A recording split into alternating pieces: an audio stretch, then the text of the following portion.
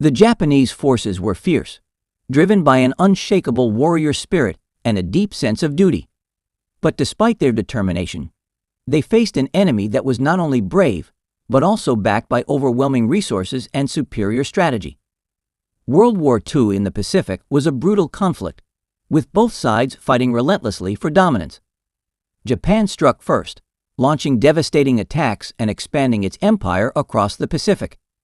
However, the United States responded with unmatched firepower, intelligence, and industrial strength. This is the story of how American courage, strategic brilliance, and sheer production power turned the tide, proving that bravery alone could not win a war. Japanese soldiers followed the Bushido Code, an ancient samurai philosophy that emphasized loyalty, honor, and the willingness to die rather than surrender. This warrior mindset was deeply ingrained in their training, making them fearless and relentless on the battlefield.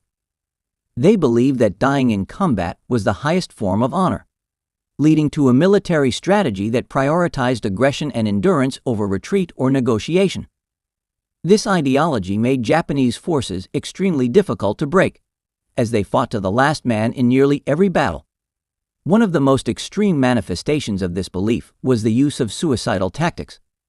Kamikaze pilots willingly crashed their planes into American warships, hoping to inflict as much damage as possible before dying. On the ground, Japanese troops launched banzai charges, frantic, all-out assaults where they rushed American positions with little regard for their own lives. While these tactics showcased extraordinary bravery, they also reflected desperation.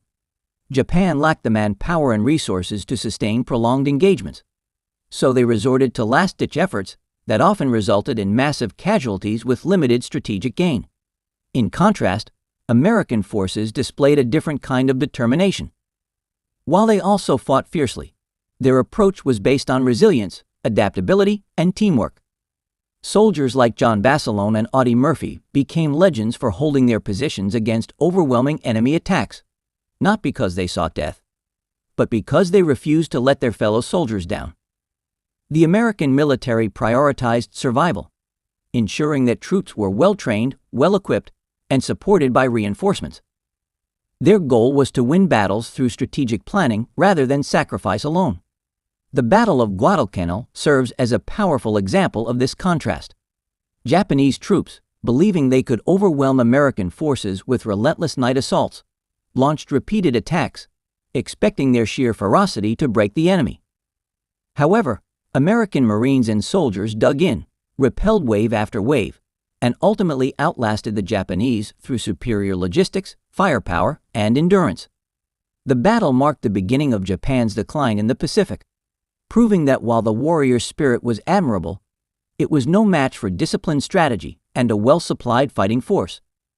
One of the biggest advantages the United States had over Japan in World War II was its unmatched industrial power. While Japan had a strong military tradition and an experienced navy, it simply could not compete with America's ability to produce war materials on a massive scale. The U.S. had an enormous industrial base that had been mobilized for war, turning factories into assembly lines for tanks, planes, ships, and ammunition. This war machine allowed the United States to outproduce Japan in every aspect, ensuring that American forces were never short on equipment, while Japan struggled with shortages of fuel, steel, and other essential resources. A key difference in naval strategy was how each country viewed the role of its fleet. Japan initially relied heavily on battleships, believing in the power of large, heavily armed vessels to dominate the seas. However, the U.S. recognized early on that aircraft carriers were the future of naval warfare. Carriers could launch airstrikes from hundreds of miles away, giving American forces the ability to strike first and control vast areas of the Pacific. This strategic shift allowed the U.S. Navy to overwhelm Japan, whose reliance on battleships left them vulnerable to carrier-based air attacks. The United States became the arsenal of democracy, a phrase used to describe its ability to supply not only its own military, but also its allies. Factories produced thousands of B-29 bombers, which could reach Japanese cities and devastate their war production. Sherman tanks, though not the most advanced, were built in such high numbers that they overwhelmed enemy armor on the battlefield. The Higgins boat, a small but vital landing craft, made amphibious assaults possible, allowing American forces to take island after island in the Pacific. This mass production gave U.S. troops an enormous advantage, ensuring that they had the firepower and mobility needed to win battles. One of the most important examples of American industrial strength was the production of Essex-class aircraft carriers. These powerful warships became the backbone of the U.S. Navy, capable of launching massive air attacks and supporting fleet operations across the Pacific. While Japan struggled to replace lost carriers, the United States was able to launch new ones at an astonishing rate. By the later years of the war, the sheer number of American carriers gave the U.S. overwhelming control of the seas, making it impossible for Japan to match their naval strength. This industrial dominance was a key factor in ensuring American victory in the Pacific. One of the most significant advantages the United States had over Japan in the Pacific War was its ability to gather and use intelligence effectively. American codebreakers played a crucial role in deciphering Japanese military communications, giving U.S. forces an edge in anticipating enemy movements. The Japanese relied on complex ciphers to transmit battle plans and fleet movements, but American cryptographers, particularly those at Station Haipido in Hawaii, managed to break these codes. This allowed the U.S. to gain critical insights into Japanese strategies and respond with precision, often striking before Japan even realized their plans had been exposed. The most famous example of intelligence shaping the war was the Battle of Midway. After breaking Japanese naval codes, the U.S. discovered that Japan planned to lure American aircraft carriers into a trap. Instead of falling for the deception, the U.S. Navy prepared an ambush of its own. American forces positioned themselves strategically and, in a decisive battle, sank 4 Japanese aircraft carriers. This victory shifted the balance of power in the Pacific, severely weakening Japan's ability to wage an offensive war. Without accurate intelligence, the battle could have gone the other way. But code-breaking turned it into one of the greatest strategic victories in history. Japan's overconfidence also played a major role in its downfall. Early victories, such as the capture of the Philippines and Singapore, gave Japanese military leaders the false belief that they were unstoppable. This led to risky decisions, such as spreading their forces too thin and underestimating American resilience. Time and again, Japan launched attacks based on the assumption that the U.S. would retreat or surrender, only to face determined resistance and superior strategic planning. Key defeats, including Guadalcanal and the island-hopping campaign, were the result of Japan underestimating American adaptability and logistical strength. American ingenuity in military communications further strengthened U.S. advantages. One of the most remarkable examples was the use of Navajo code talkers. These Native American Marines developed an unbreakable code based on their language, which the Japanese were never able to decipher. While Japan successfully intercepted many Allied messages throughout the war, they could not break the Navajo code, allowing U.S. forces to coordinate attacks and maneuvers without fear of enemy interference. This secure communication system played a vital role in major battles and ensured that American forces maintained an element of surprise. Intelligence and tactical superiority proved just as crucial as firepower, allowing the United States to stay one step ahead of Japan throughout the war. One of the biggest factors that determined the outcome of the Pacific War was logistics. The United States had an unmatched ability to supply its troops with everything they needed, from weapons and ammunition to food and medical supplies. American factories worked around the clock, producing tanks, aircraft, ships, and vehicles at an incredible rate. The U.S. Navy's vast fleet of transport ships ensured that soldiers received fresh reinforcements, fuel, and equipment, no matter how far they were from home. In contrast, Japan struggled with severe supply shortages. As the war progressed, their ability to provide fuel, food, and weapons for their troops became increasingly difficult, leading to weaker defenses and lower morale. Many Japanese soldiers were left stranded on remote islands with no hope of resupply, forced to survive on minimal rations while their American counterparts had everything they needed to continue fighting. The strength of America's war effort also came from its home front. Millions of civilians contributed to the war by working in factories, producing the materials needed for victory. Women played a crucial role, stepping into jobs that had been traditionally held by men, building aircraft, assembling ammunition, and operating heavy machinery.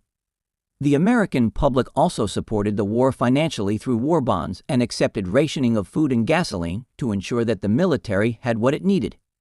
In Japan, however, the war effort put an enormous strain on the economy, and without the same level of industrial capacity, the country could not match America's ability to sustain a prolonged conflict. Another major advantage for the U.S. was the condition and preparation of its soldiers.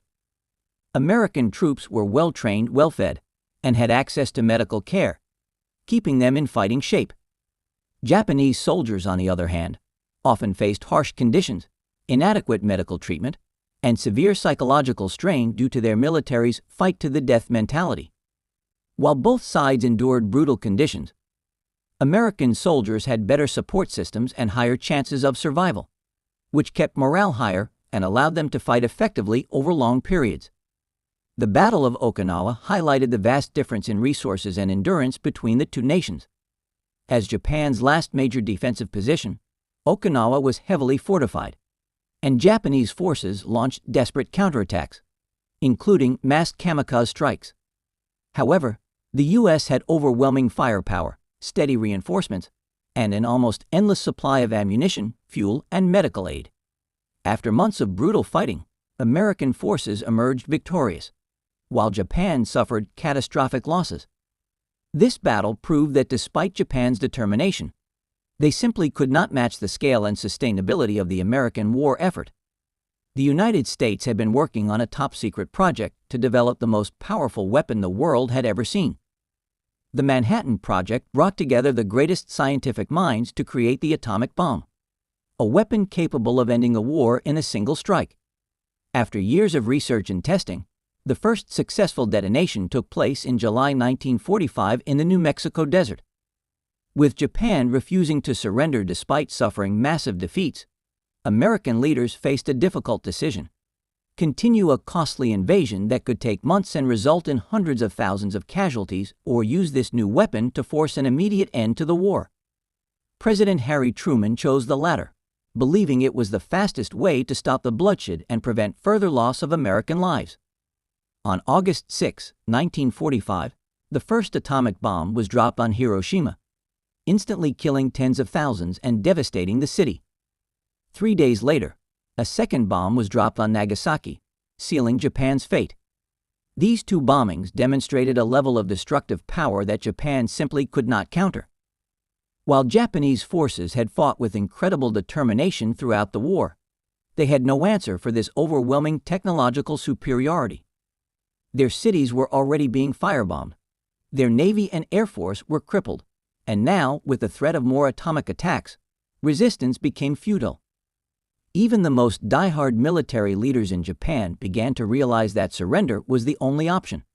For years, the Japanese government had promoted the idea that surrender was dishonorable, and many leaders wanted to fight to the bitter end. However, after witnessing the destruction of Hiroshima and Nagasaki, Emperor Hirohito himself stepped in to make the final call. In a historic radio address on August 15, 1945, he announced Japan's surrender, marking the end of World War II. This decision was not easy, but it was the only way to prevent complete annihilation. After the war, the United States took on the task of rebuilding Japan, transforming it from a militaristic empire into a peaceful, prosperous nation. American resources were used to help rebuild cities, revive the economy, and establish a democratic government.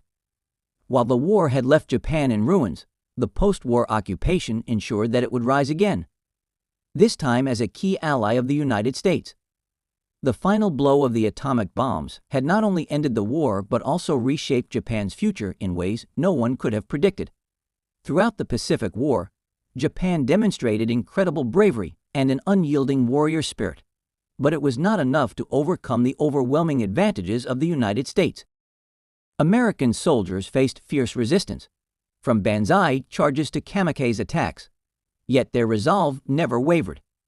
Strategic leadership, superior training, and battlefield heroics ensured that U.S. forces could stand their ground and push forward, even in the toughest conditions.